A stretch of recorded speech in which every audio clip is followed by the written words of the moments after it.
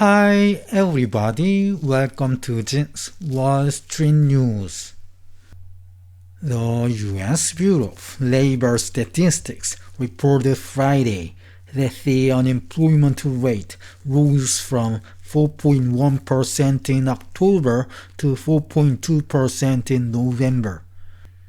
In addition, total non-farm payroll employment increased by 227,000 in November, higher than expectations of a 214,000 gain.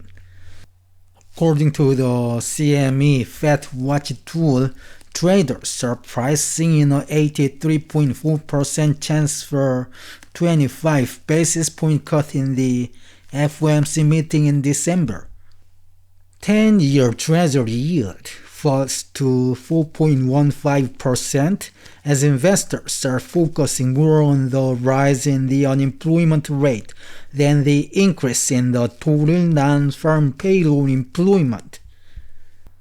U.S. stocks mixed on Friday. S&P 500 gained 0.25%, while the Dow Jones Industrial Average lost 0.28%. According to the U.S. Bureau of Labor Statistics, the unemployment rate rose from 4.1% in October to 4.2% in November. However, if you divide the number of unemployed people by the total number of people in the labor force, and then multiplying by 100, you will get 4.2457%. If the rate had been 0.005 percentage point higher, it would have been 4.2507%. That could have been rounded up to 4.3%. According to the establishment survey data, total non-farm payroll employment increased by 227,000 in November, higher than expectations of a 214,000 gain. In addition, the number in October was revised up from 12,000 to 36,000. The number was also revised up from 223,000 to 255,000 in September.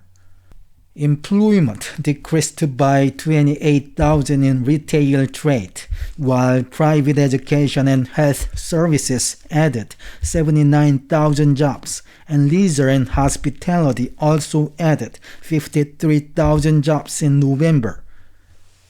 Nick Timiros, the chief economics correspondent for the Wall Street Journal, posted his message on the jobs report on Friday on X, quote, "The unemployment rate ticked up to 4.2% in November.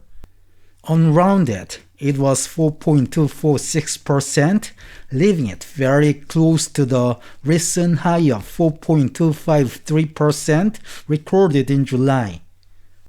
Job growth in the establishment survey has been fine, but the household survey showed the share of Americans who were working in November was down from a year ago.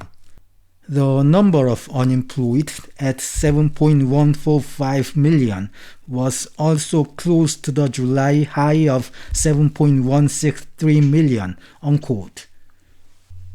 After the jobs report on Friday, according to the CME FedWatch Tool, traders are pricing in an 83.4% chance to reduce 25 basis points of the federal funds rate, up from 74.6% on December 4th, and a 16.6% chance to remain at the same rate in the FOMC meeting in December.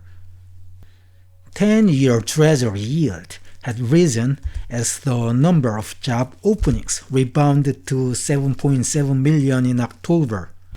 But it began to fall as oil prices declined, and it went down further as the S&P Global said, quote, "Companies remained wary of committing to new hires and lowered employment marginally again," unquote. 10-year Treasury yield rebounded as the Federal Reserve Chairman Jerome Powell said, quote, "The U.S. economy is in very good shape right now. It's in remarkably good shape," unquote.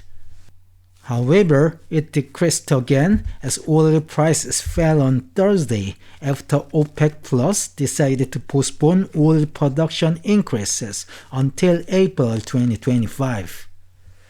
The yield moved up and down as total non-farm payroll employment increased higher than expectations, while unemployment rate rose to 4.246%, close to the recent high of 4.253% in July. Then it falls to 4.15% as investors are paying more attention to the rise in the unemployment rate than the increase in the non-farm payroll employment. For the U.S. stocks, S&P 500 rose 0.25%, the Dow Jones Industrial Average fell 0.28%. The tech-heavy Nasdaq added 0.81%. Shares of Tesla jumped 5.34% and Amazon stock rose 2.94% on Friday. Shares of Meta and Alphabet stock also gained 2.44% and 1.2% respectively, as the U.S. Court of Appeals in Washington rejected TikTok's arguments on the TikTok ban in the U.S.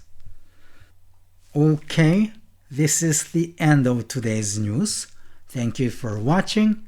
Have a great day.